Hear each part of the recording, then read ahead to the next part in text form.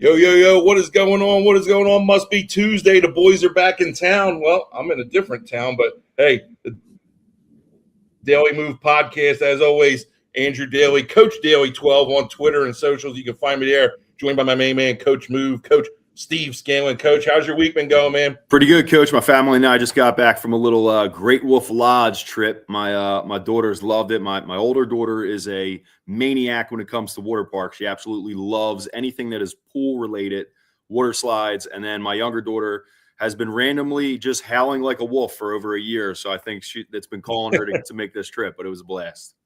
No, it's good, man. I hear great things. I've never been up there myself, but I hear great things about it. And what kid honestly doesn't love a good water park too? So I'm down here in the mountains. So if I sound a little bit different or the audio cuts in and out, guys, we're trying to get this show in. Internet might not be the best, but we're hoping to get through it. So just bear with us. We appreciate you guys obviously joining us. Loaded show. Another week on top of the leaderboards, the number one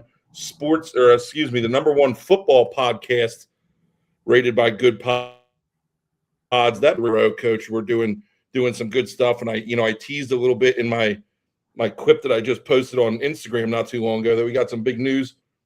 We can't share it yet, but you're going to be seeing a lot of us. We're going to be around for a long time. I hope you get used to us. What do you got? We got a loaded show, Coach. We're going to kind of get right into it, and we want to cover a lot of our bases here tonight, as we always do. We'll start off with our look good, feel good, play good segment. Let me see if I can figure out how to change this up here. I got a different layout than we usually do. There we go.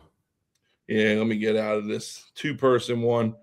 So while you're talking, Coach, and you're getting that firing, I'll start off with looking good. Behind us, we are live in what's going to eventually become the studio that I'm going to record from.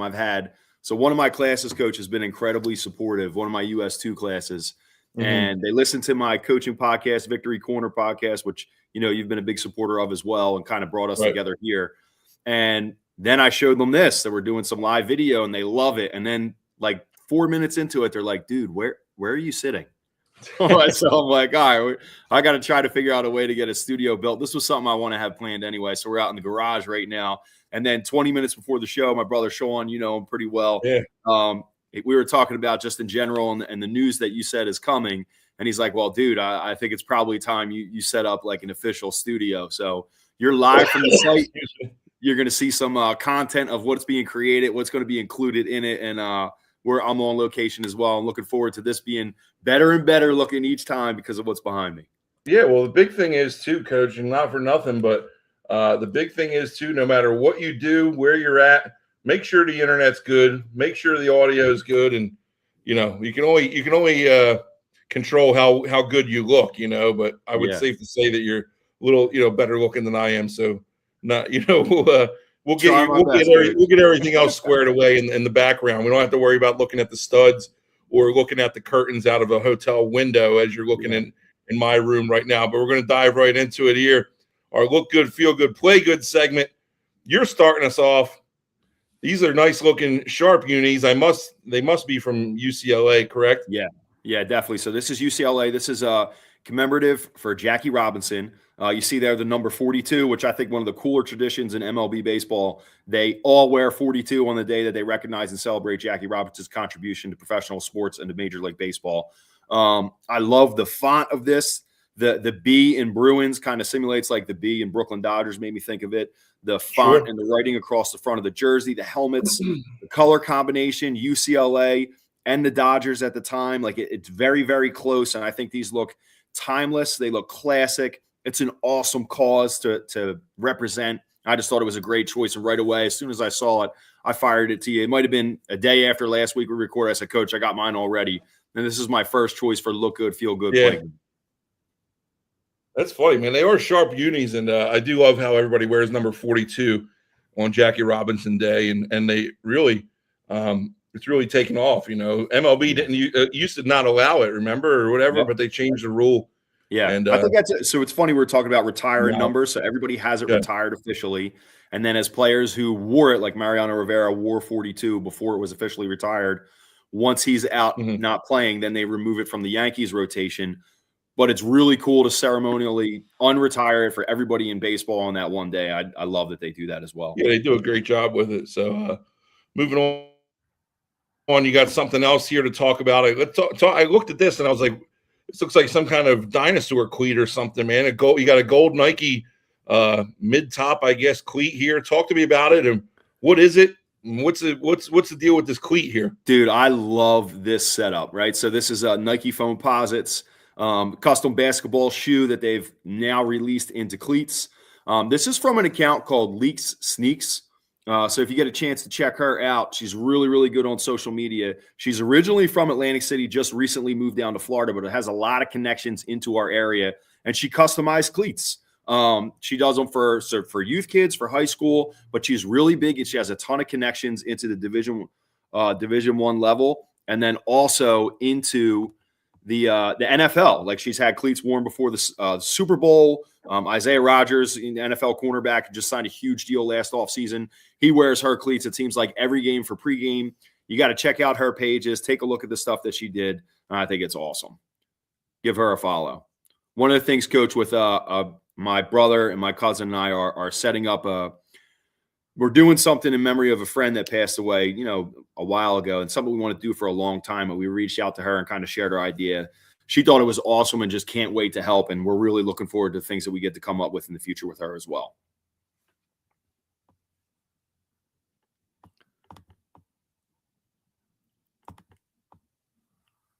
So when I look at these cleats too, it's funny. I like everything being customized. We lost Coach Daley there for a second. I'm sure he'll be jumping right back in.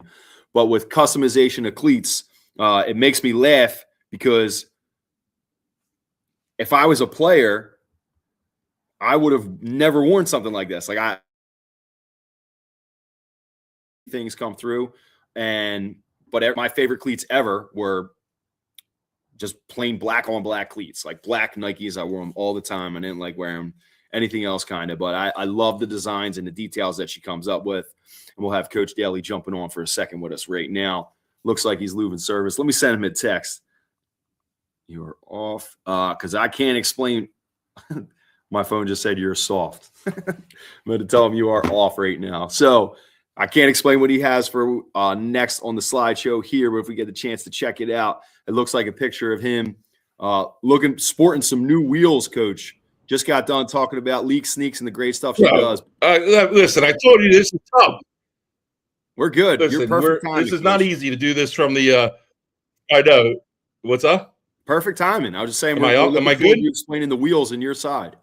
Yeah. I want to explain this, and I'm sorry. I do apologize. We'll edit this up for the audio version, but for the live version, man, you guys are going to have to hang with us, because the internet is not great here in the Smoky Mountains. But that's one of the reasons why I have this vehicle on here. This is my car. All right, this car she looks great, but she's getting up there in age. Okay, and she's got I put a lot of wear and tear on her, and she's got almost 100,000 miles in probably 5 years. All right, a lot. I do all the driving for the family. So, right before I drive down to Tennessee, it's a 10-hour drive all through the mountains. I get her shined up nice. I get her looking good, because I need her to feel good, because I definitely need her to play good. And she got us through the drive. She's been getting us through all the mountains down here, keeping us on the road, which is a big thing, because I don't know if you've ever been to Tennessee, but the swerves and the curves, man, they'll get you. So my car here, that's my look good, feel good, play good for the week here. So good choice, got us to where we need to be, and taking good care of us while we're down here. Good choice, Coach. And we look forward to it, getting you back home safe and sound as well. Yeah, for sure. Talk to us. What else are you looking? Just a reminder, our Look Good Feels Good, man, is brought to you by Twinning Tees, our Look Good Feel Good sponsor. Twinning Tees, all your customization, anything that you might need for clothing to celebrate life's moments. So thank you, Twinning Tees. That's awesome. I'm a big fan of Twinning Tees, and their stuff that they put up on Instagram every day is pretty awesome. But can't help but notice, man, in the lower corner of your screen there, Coach, the water bottle says Lunin. Is that on the product list here, or what? What we got going on with Lunin? Yeah, man, officially a sponsor for the show. We appreciate Lunin. Water bottle company. I'll just let you guys know, my wife, if you've ever seen the movie Signs, right? So my wife is like the little girl. Sign is the aliens are showing up, right? And the little girl leaves cups of water all over the house, and she won't ever finish the water because it's contaminated or there's something wrong with this one. That's how my wife is with water. So she's the foremost expert. And even to the point where it's like, hey, I'm at Wawa. Do you want anything? She's like, yeah, I want a bottle of water. And whatever type she might want, if it's not there, she's like, forget it. You won't even understand what I'm like. That's it. She doesn't get it unless she does it herself.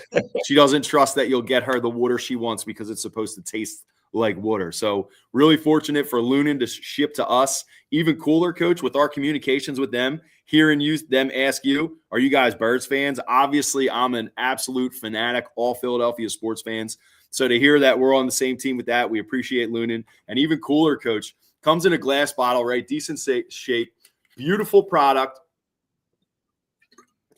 tastes delicious, and it's glass. So the other thing my wife did was getting it out of the fridge the other day, she dropped it. Our fridge is pretty big, and it was a long ways down. Coach, the bottle's still standing. So the product is not only good and put together quality on the inside, it's quality on the outside. So we're really grateful to have them with us as well. Yeah, that's awesome. That's so funny you say that because I could just picture it falling out of my fridge and shattering my tile before the glass actually shatters. We appreciate Lunan.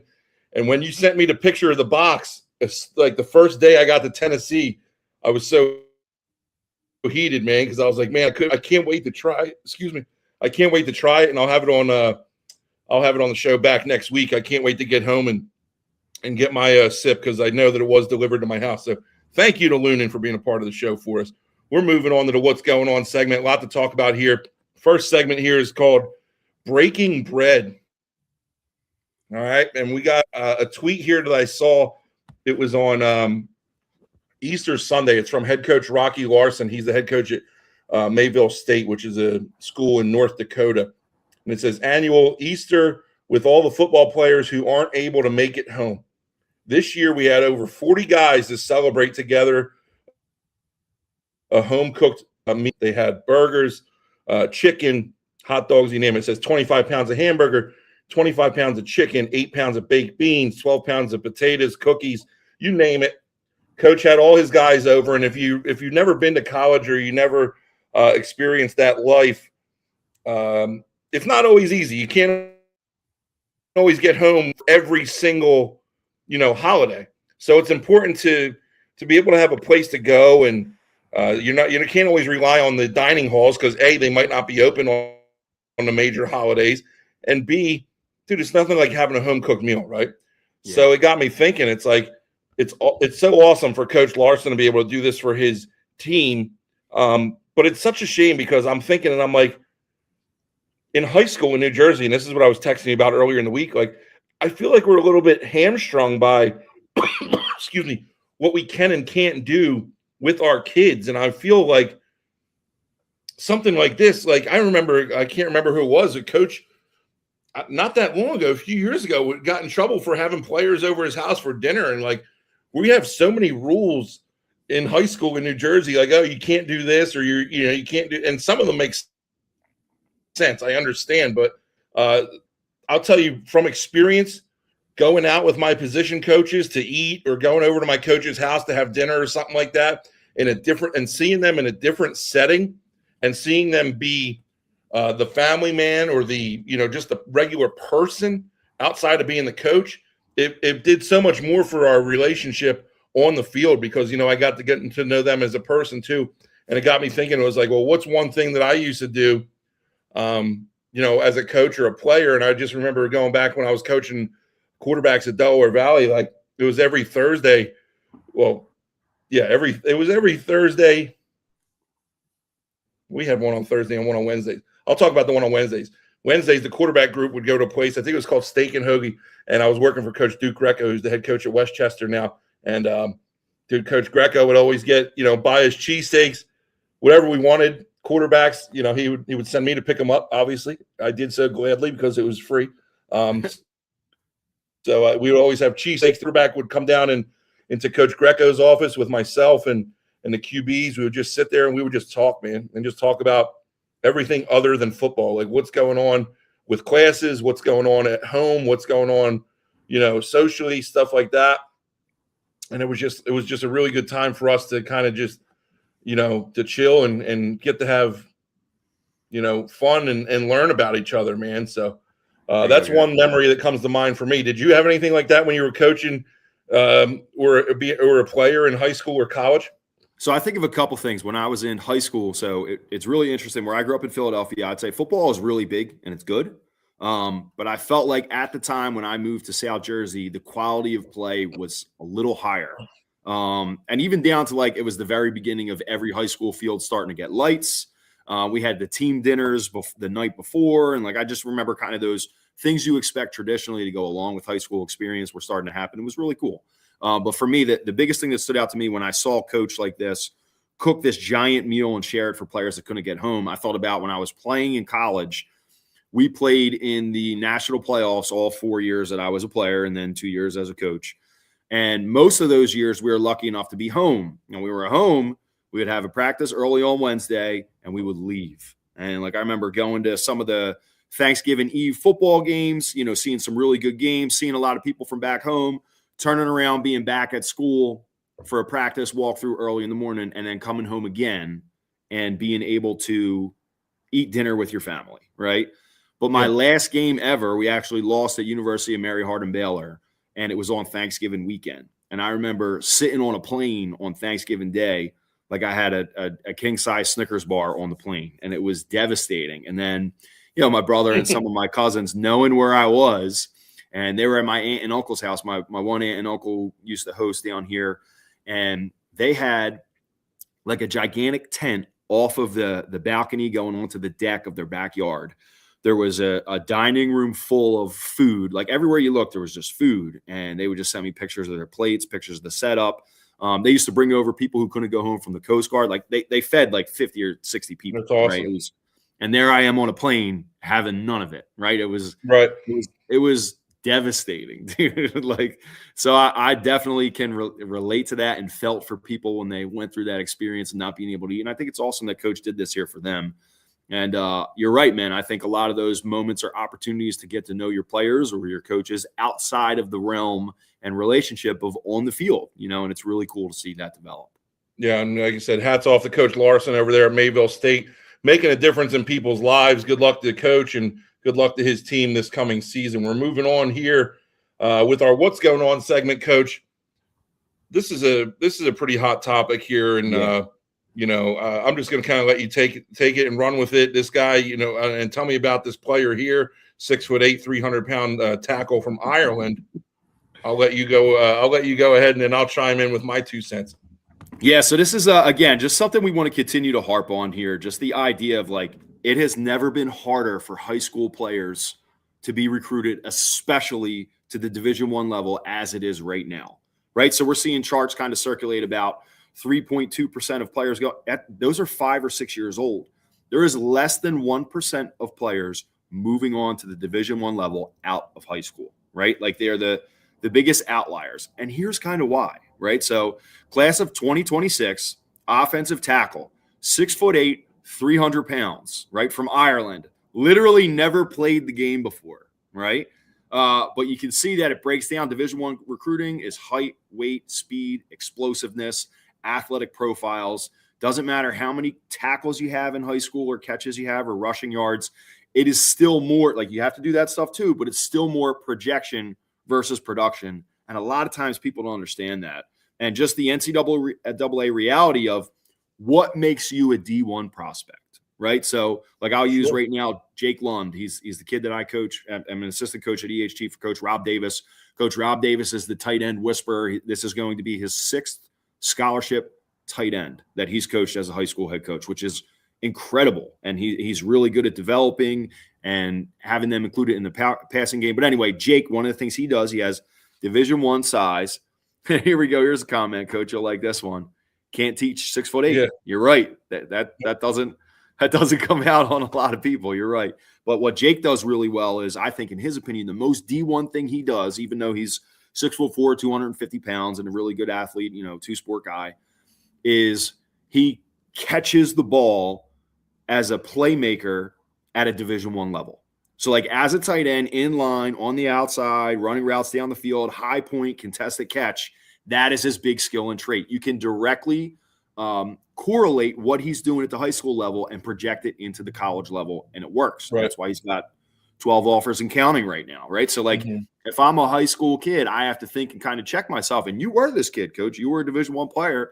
You know, what makes me D1? How many guys are D1 my size, right? The schools that I think I have a chance to go to, when have they recruited a guy from my region, right? And the biggest misconception, and you talked about this, is, you know, it doesn't matter if you play for Coach Scanlon and I know a whole bunch of people. It matters if you're a Division I athlete, right? Like, mom and dad have way more to do that than head coach does, you know, and that's just kind of hard to understand sometimes. No, for sure. And I think, and it comes back to kind of, you know, I have, I don't want to say viral, but like a clip, you know, last week or a couple weeks ago that I put out that had, you know, a couple thousand views on it was,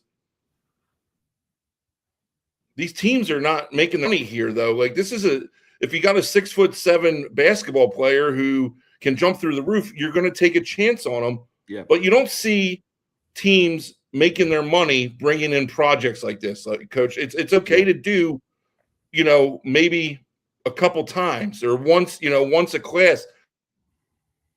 We talked about you know, winning football games as a coach. It's a business. Obviously, we know it's a business, and you don't have time, so to speak, anymore in the world that we live in to groom players. And they got to be able to come in and they got to be ready to go right away. So if you're bringing in a class of 20, you could take one person as a flyer like this. But if you're going to try and make your money here, I don't think it's you know, going to happen in that regard. But from just speaking as what makes you D1, dude, it's like mom and dad. Yeah. The genetic lottery. You got about 4 or 5 things. You got to put in time, but it's not given. You can't. No, no doubt. And there's about 5 or 6 things that you need to complete, and you could mess up if you don't do them. But if you didn't hit that genetic lottery, dude, you're not working your way into a D1 guy. Period. No. And I think that's a tough conversation for a lot of people, but a conversation, you know, that as coaches we need to have with our players and our parents. But, you know, like I said, if you don't want to hear it, it's like talking to a brick wall. But I'll digress on that one because I wasn't digressing on it last week. You know what I'm saying? Well, Coach, let's move on because I think there is something cool that we want to celebrate even more. So just PSA to everybody in South Jersey especially. One of the things that Coach Daley and I have talked about we want to do, if your program has somebody that's committed to Division I level or any level, or there's something great or really cool that you want to highlight in your program, tag us, send it to us. We want to continue to share and promote all programs, right? There's almost 100 teams that we represent down in this region. We want to make sure that we're celebrating all of you. And one of the things that we want to celebrate this week, Coach, I know we've kind of looked at these players' film back and forth, but we had 2 players in the region, both ranked 3-star prospects, right? So a 3-star is somebody that's considered Division I starter, according to the rankings and rating services, that the most 3-stars get drafted in the NFL draft every year than any other ranking, right? And we have Tasheen Butler, 3-star linebacker for Glassboro, has won back-to-back state championships, returning another loaded roster. He just committed to UNC and Coach Bill Belichick. And then out of Winslow, right, Karan Caesar, defensive back, committed to Penn State. So congratulations to you guys, your teammates, your coaches, your family, obviously. But, Coach, it made me think, I want to ask you, right? You were a Division I player. You picked, like you didn't have just one offer. You had multiple, right? I wanted to know what was maybe the best pitch that you heard as a player or a coach since then? Or can you elaborate a little bit and tell us what made you pick Towson initially coming out of high school? So that's a funny story because initially coming out of high school, I didn't pick Towson, and I'm looking him up where he's at right now. So forgive me for taking a second here because I do want to tell the story. Okay, awesome. So I originally coming out of high school, I had committed to Hofstra University, which no longer has a football program. So I was committed to Hofstra, and my recruiting coach at Hofstra was defensive line coach Sean Spencer. And if you don't know Sean Spencer, he has been all over the place. He was at Penn State. He was a defensive line coach at Penn State. He was a defensive line coach for the New York Giants. He was at the University of Florida in 2022. He was at Texas A&M last year. And now he's the defensive line coach with James Franklin, reunited at Penn State at Virginia Tech. So Sean Spencer was my recruiting coach, and he did a great job. And dude, I went up there on a one-day camp and did pretty well. And then they actually kept me after the camp and had me go through a private workout with one of their receivers. Actually, and I don't quote me on this, but I'm pretty positive it was Marcus Colston. Oh, wow. I was going to think timeline-wise, right? Yeah. Yeah. So they put me through a workout with them, and at the end of the workout, they brought me up into the office and they offered me on the spot, and it was pretty cool. And then I committed. But then, awesome campus. Yeah. Man. So it was a really cool experience. But in recruiting, it doesn't always go the way they say it's going to go. Yeah. And it didn't go the way they said it was going to go with, how many guys they were bringing in, blah, blah, blah. And then, like I said, I got offered while I was committed to Hofstra, Coach Combs, who was the head coach at Towson at the time, because a buddy of mine, Casey Seglis, who's the deputy athletic director at Towson now, he was playing there at the time. He got the coach in touch with me, long story short, and they offered me. I went down there on a visit, and the rest is history. But I can't really remember like the pitches to me personally. I just remember enjoying my experience. But as a coach, as a head coach, and as a college coach, you had your own pitches. And I had my pitch, and I'm sure you had your pitch when you were coaching in college. And I learned my pitch, and it was basically a direct replica of one of the best recruiters I've ever heard, and that's Nick Brady, who's the defensive coordinator at University of Westchester right now. Absolutely awesome recruiter, but doesn't need to be an awesome recruiter because everything that he talks about is genuine, okay? And it just comes off as real, and he cares. Dude, and I learned from him, and I went out, and that's when I was at Delaware Valley. I went out on the road with him a couple times, listened to how he talked to the players and what he said. After 2 or 3 days, they cut me loose on my own, dude. I went out and I learned, and every pitch that I used was based off of him. So Nick Brady, honestly, is probably the best recruiter that I've ever been around in recent memory, for sure. Very cool, very cool, Coach. I think too, what's kind of interesting, just hearing your discussion and your timeline for your recruitment and when that decision was finally made. So when did you finally flip? I didn't have any offers, man. I didn't have any offers until my junior summer going into my senior year. Like I thought, I did all the, the elite camps and stuff. I thought something was going to come, but for whatever reason, I didn't get that, FBS offer. At the time it was 1A. I was close with Buffalo. I thought I was going to get Buffalo to pull the trigger, but they ultimately did not. And I got my first offer at Hofstra. Then my second offer was Towson, and then my last offer was Stony Brook. Awesome. But when did the Towson and Stony Brook, did they come through that summer going into senior year, or was it not? No, I was in school. So as soon as I decommitted from Hofstra, Towson and Stony Brook pretty much offered me the same day, and I didn't like Stony Brook. I don't know. I didn't at the time. It was just not the right fit for me. I didn't really like New York. I wanted to get out of New York after being committed to Hofstra.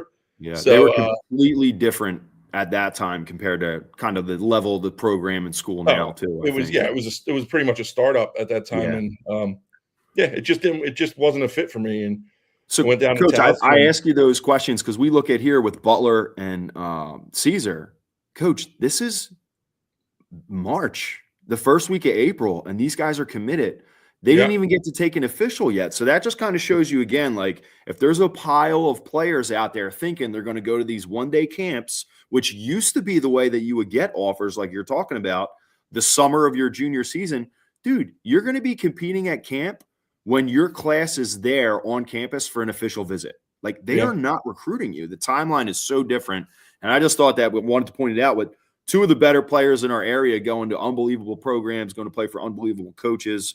And then we want them to obviously do the best, but they are locking down their commitment. And obviously, we know college football is going to be crazy and things can change. And they, from now until December where they sign might be different. But that's not their fault. But the ability that they're committing now, just tells you at how the calendar and the clock for this has completely changed from 5 years ago, let alone from you and I were even playing. Yeah, and I know, and I don't want to harp on this too much longer, but we've had conversations before, is my offer committable? If you're going to offer me a scholarship and I want to commit, you're going to offer me in 9th grade. If I commit to you right now, are you going to honor that, in 4 years? Nope. So what's the point? Yeah. So don't offer me, March of my junior year. I guess, at that point you're getting kind of late and you're already getting your offers. But if you're just throwing around offers to say, hey, yeah, we want you, blah, blah, blah, you can put it on Twitter. Yeah. Dude, don't bother. Yeah. Because if I'm ready to commit to you now, I want to know that I got a home and I'm going to close down my recruitment.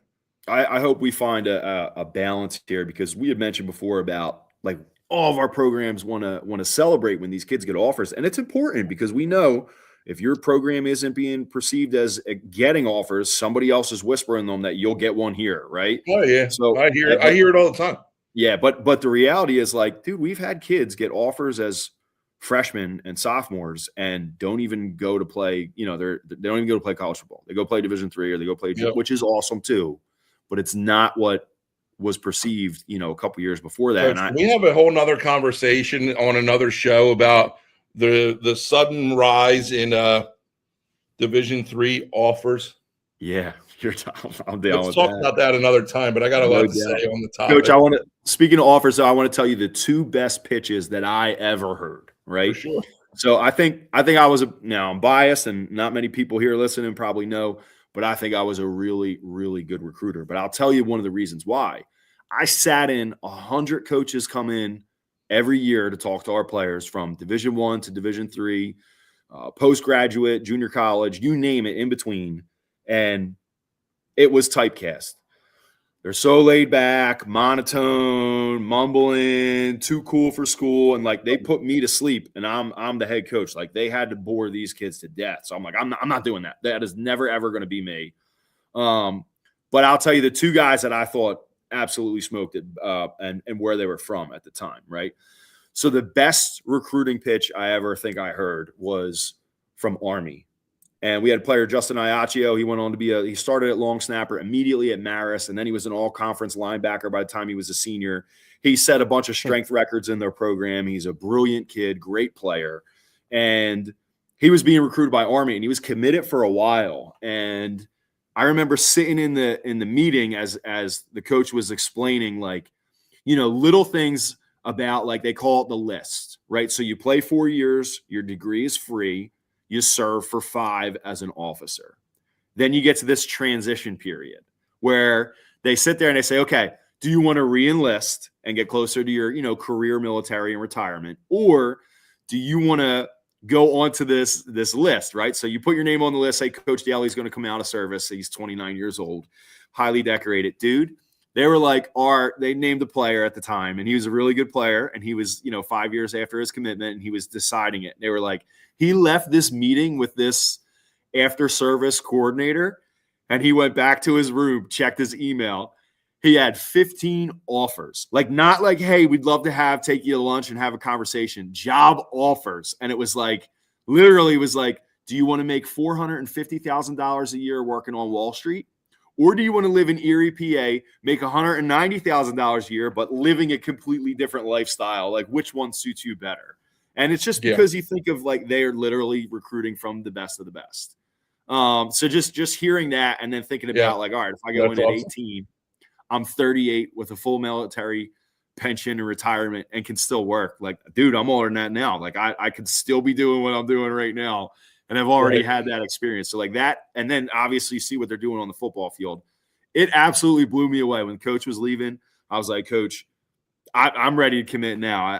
I see why you got Justin excited about being a part of the program too. And then the second one, believe it or not, was actually from Dartmouth. And I say believe it or not because it's a different pitch, right? The Ivy League, right? It's not athletic scholarship, but Dartmouth at the time, it was Coach Dobbs, and he was so, like, he was cool and laid back, but it was like a life experience conversation, not like he was trying to be too cool. You know what I mean? Right. So for sure, he sat back and he was like, first of all, our campus sits right off the Appalachian Trail. And he's like, so you'll be at practice and literally, like, mountain men will walk down and watch practice and walk into the general store and mail their next stuff to the next stop.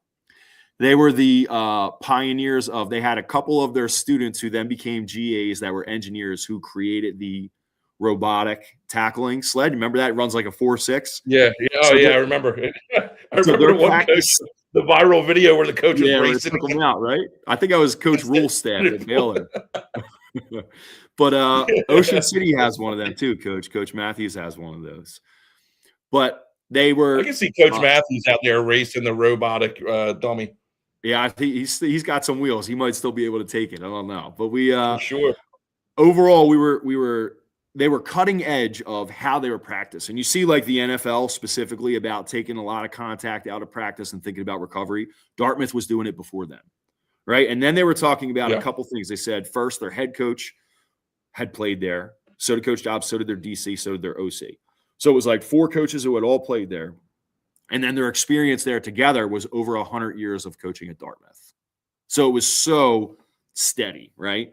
And then besides showing like, highlights of what they did and how advanced they were, they had 2 things that really stood out. The first one was called a first summer. So it was before going into your sophomore season, every single student on campus stays there the whole summer, right? So you're hanging out all summer, getting these great relationships and developments with people who are going to be, Fortune 500 CEOs, people that are going to be investment banking, running corporations all over the country. Like that network, money can't buy, right?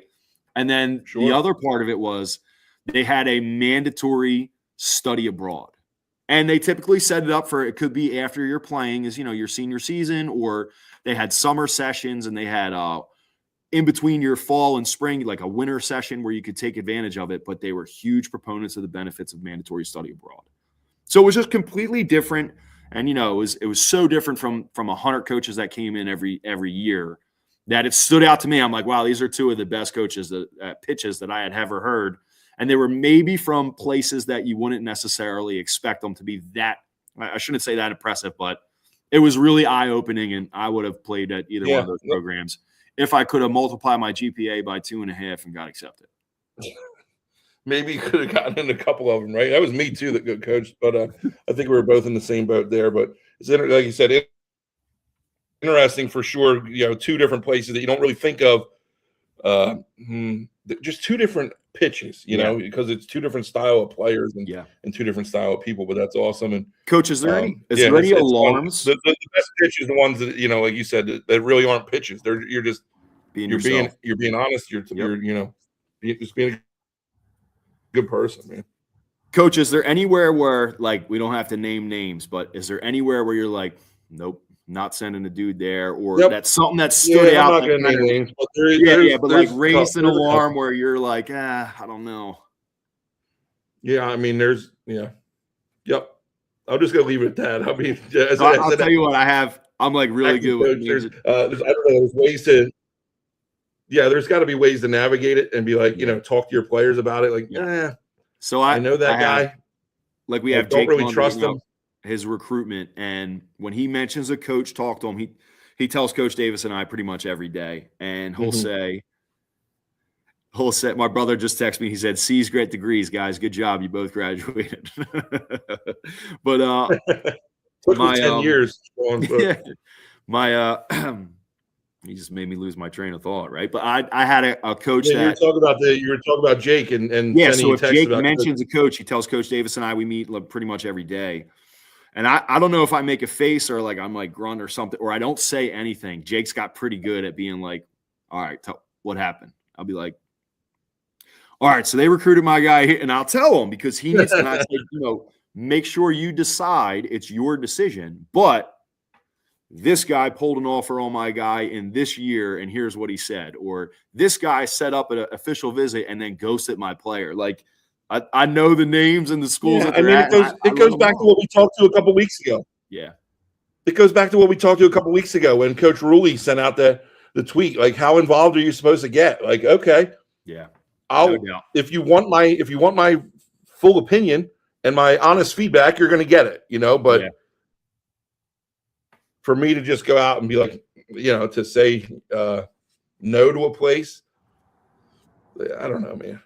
But there are a couple places where I would be hesitant to send guys to because just how I know some people work, because the unfortunate reality of the situation. And this is not just the coaching profession; it's every profession you're in. But there are people that don't have others' best interest in mind. So, and we'll leave it at that. But this is a happy podcast. You know, we're supportive here. We want to shine light here. We're going to move on. We've spent a lot of time on that topic, but that's okay because we've only got one left, and then we got our coach and player of the week, and that's pretty much it, Coach.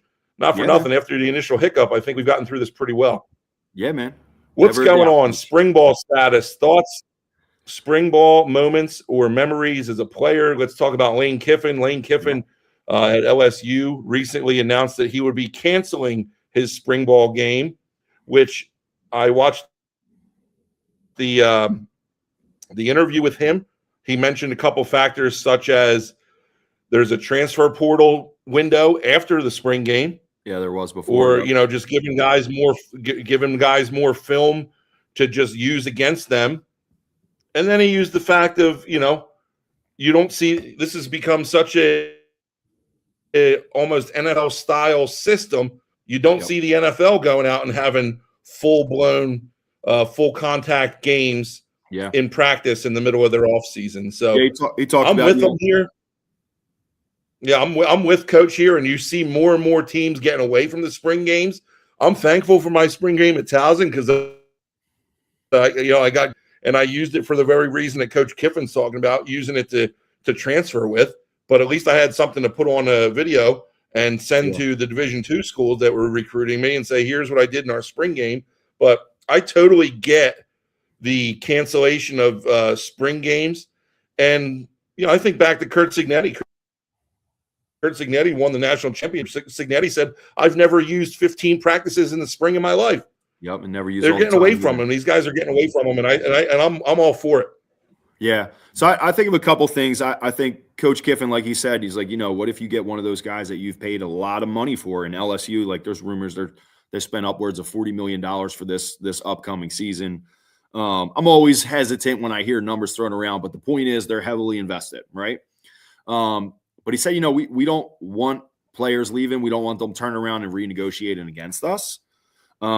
There's some teams that are going to this, but actually I felt like there was more teams without a spring game last year, but then you see Texas brought theirs back, Ohio State has brought theirs back, Nebraska has brought theirs back.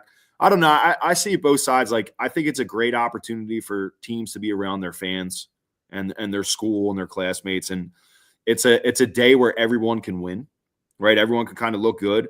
On the coaching side, like Coach Kiffin's coming in, whole new roster, whole new offense. Maybe it won't look great. They probably don't need any negativity about the development of that early on when you're not playing a game in the spring. I think of a couple of spring ball things that I enjoyed. We used to run up and watch my brothers. I remember the first one when he got switched from playing quarterback to safety. He led the spring game in tackles, but they threw like a bubble and he was running downhill as a safety. He absolutely smoked this kid, picked him up like over his helmet, like power bombed him onto the back, like scoop full slam and destroyed him. And I was in the stand. I popped up. And said some choice things like he would at a game. I was fired up for him. But that's something that stood out to me. You know what I mean? I'm glad that players get that opportunity to kind of prove things, but I get it too, man. Like I would hate for a player to get hurt in something that quote unquote is meaningless. Yeah, and I think, like you just said, it's a different game. It's a different game than it was when you and I were playing. Yeah. There's so much money on the line right now, and there's dude, it's and I'm glad you said you're hesitant to throw around numbers because I think some of those numbers, just talking to some guys, that I know at that level, I think some of those numbers could be a little inflated sometimes. But there's needless to say, there's a lot of money being thrown around at these players, and dude. I can get a look at my younger guys in practice. Every Saturday there's live drills, there's practice drills, scrimmage situations. Dude, I don't know. I'm with the guys, that don't play the spring game on this one. There's too much invested in these players for sure. Yeah. I think the last one I went to, Coach, I was at my brother-in-law got married down in Florida. We were down there for like 4 days, 5 days, and I just randomly looked. We were not far from Orlando. Mm-hmm. And UCF was playing their spring ball game like on a Thursday night when I was down there. And we were 20 minutes from it. My cousin and I jumped in the car, rental car, drove down and went and checked it out. We sat like the second row. We were sitting with their quarterback, John Rice Plumlee. He was a baseball, football guy, really good player for UCF. Mm-hmm. Oh, I remember sitting this. with his whole family, sitting next to his grandma. They were lovely people. And the stadium was sold out, or it was filled. I won't say sold out, but kids everywhere, music blasting. Like, it was an awesome experience. I just thought, like, man, as good as this is, and I get why guys do it, I hope there's a happy medium where some of these are still going on. Because, Coach, as this continues to grow, I think you and I should check out a couple spring ball games in the future. Yeah, I think that's a great point, and I think the opportunity could arise and present itself to get on location and do some on location shows. But I'll tell you what, I got to get my internet situated before I figure out how to broadcast, because this one from Tennessee hasn't been going so great. So maybe need a little better power adapter, or a little better hotspot, or whatever it might be. But hey, we're going to move on into our weekly awards segment. As always, we're going to give you the Daily Move Podcast Coach of the Week, Player of the Week. I know the first 2 weeks I've gone with the player, but I'm switching it up, going with the Coach of the Week this week. As always, we appreciate you guys listening. If you like what we're doing, man, just go on, like, share, subscribe, whatever it might be, wherever you listen to your podcast. It's only going to help grow this thing, and I promise that there's big news coming. Going to keep us around for a long time, because you know, Coach, you could work towards something, but if there's no light at the end of the tunnel, so to speak, sometimes it can get tough. But there's definitely light at the end of the tunnel, and it's exciting to the fact that be around for a while doing this with each other. But we're going to move on to the weekly awards. First up, Coach of the Week, Daily Move Podcast. Coach of the Week goes to Coach Corey Close, the UCLA women's head basketball coach. UCLA celebrated its first NCAA title win over beating South Carolina, the juggernaut, on Sunday, 79-51. Obviously, South Carolina, very well known in women's basketball for head coach Dawn Staley. And love her. You see, I don't know if you saw any of that brawl, between her and Gino Auriemma, dude. I feel like I felt like they were going to start throwing fists, but yeah. That's a violation, man. That's neighborhood beef. My money would have probably been on, honestly. So yeah, that's neighborhood beef, though. I feel like they sit together over dinner and break bread. They'll be able to smooth that out. Norristown, North Philly, we're all friends in that type of setting. But yeah, Coach Close, her first UCLA's first championship, NCAA championship, I should say. They won the championship back in the 1970s before it was the NCAA. But this is Coach Close's first title in 15 years at the helm for UCLA. And that's what really stood out to me, the continuity of a program, staying with a coach for 15 seasons, and then finally reaping the benefits, the ultimate reward of winning the NCAA March Madness championship title for her women's basketball team. It's a testament to her hard work and perseverance, and it's a testament to the university, too, of sticking with somebody who hasn't won a title, hasn't won a championship in 15 years. So congratulations to Coach Close. You saw, too, the viral clip UCLA women's basketball. That's my good choice. Coach of the week. Yep. I liked seeing the viral clip of her in one of her best players' faces at a critical moment for them in this tournament, saying like you that was her. Yeah, I did see that.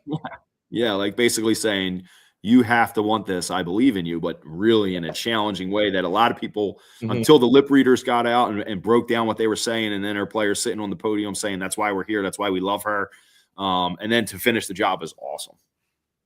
Yeah, that is awesome. I didn't realize it was the same person. It makes it that much better. So, Coach of the Week, Coach Close from UCLA. Moving on to Player of the Week. Who you got, Coach? We're going local, baby. South Jersey pride, Yaxel Lendenborg. So this is on the men's side. Michigan basketball wins a national championship last night as well, beating UConn last night. A great tournament for them.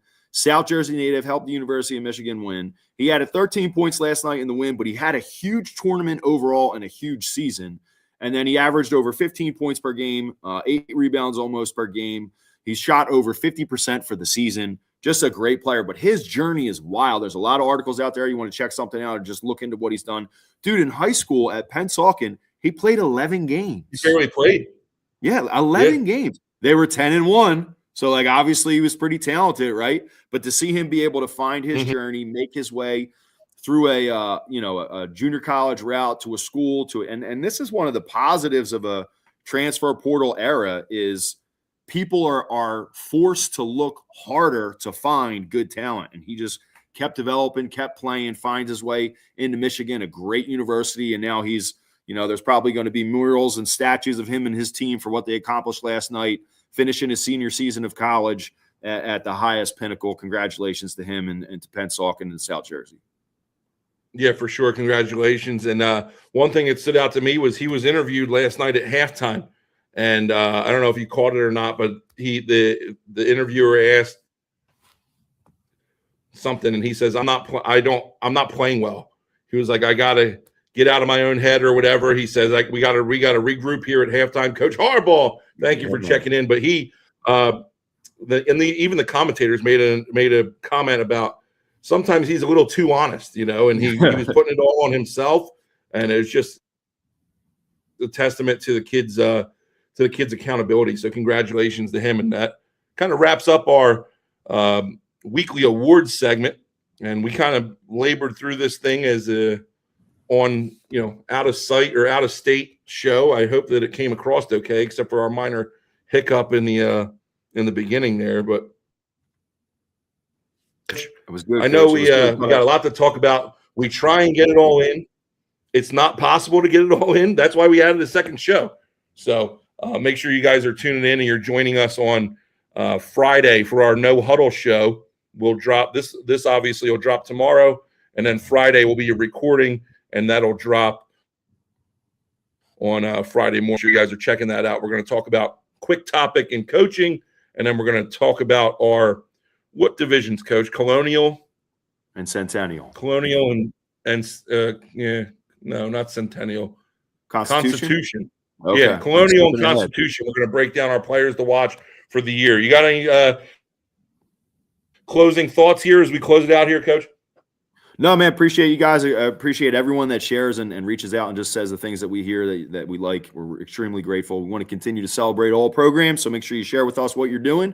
Shine a light on all the great stuff coaches do out there and players are accomplishing.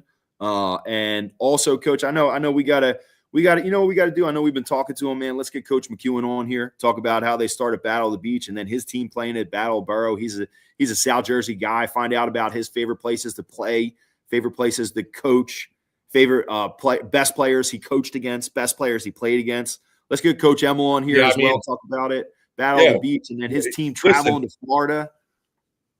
These guys want to send these aggressive text messages saying, when are you going to get us on the show? You just let us know. Let us know when your calendar is free, friends. And hey, that'll wrap it up for this episode of the Daily Move podcast. Join us Friday morning for our No Huddle segment. Join us back here live next Tuesday night. Thank you for joining us. Thank you for sharing, making us the #1 podcast in the country on Good Pods. We'll catch you guys next week. Take care, everybody.